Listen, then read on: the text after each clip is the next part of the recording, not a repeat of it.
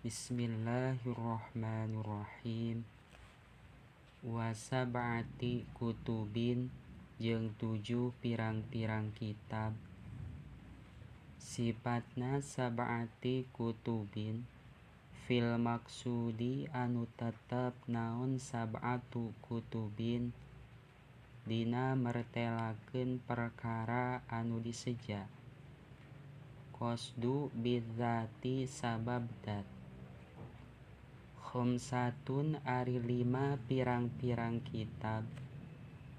Eta fi mabahisi adillatil fiqhi tetep dina mertelakeun pirang-pirang masalah anu dibahas di jerona tina ngeunaan pirang-pirang dalil fiqih.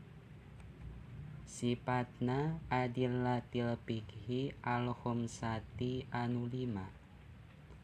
Al-kitabi tegesna Al-Qur'an, wa sunnati jeung al-hadis, wal ijma'i jeung ijma', wal qiyasi jeung qiyas, wal istidlali jeung istidlal.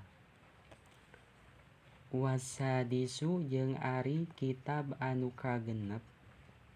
Eta fit ta'aduli tetep dina mertelakeun ta'adul. Wat tarojihi jeung pirang-pirang tarojih. Tarojih bainaha di antara eling-eling. Dihi ieu al-adillati tegesna pirang-pirang dalil fiqih. Tarojih inda ta'arudiha dina nalika silih pilawanan hadihil adillah. Wasabi'u jeung ari kitab anu katujuh. Eta fil ijtihadi tetep dina mertelakeun ijtihad. Sifatna al-ijtihad ar-rabiti anu nalikeun naon al-ijtihad. Robtu laha fikeun hadihil adillah. Robtu bimadluliha kalawan makna anu dituduhkeun ku hadihil adillah. Wama jeung perkara silah nama yatba'u anu anut naon ma hu kana al-ijtihad. Tingkahna ma yatba'u minat taklidi bari anu tetep naon ma yatba'u nyaeta taklid. Wa ahkamil muqallidina jeung pirang-pirang katangtuan pikeun pirang-pirang jalma anu taklid. Wa adabil futya jeung pirang-pirang tata krama pikeun fatwa. Wama jeung perkara silah nama dumma anu dihijikeun naon ma dom ilaihi kana al-ijtihad.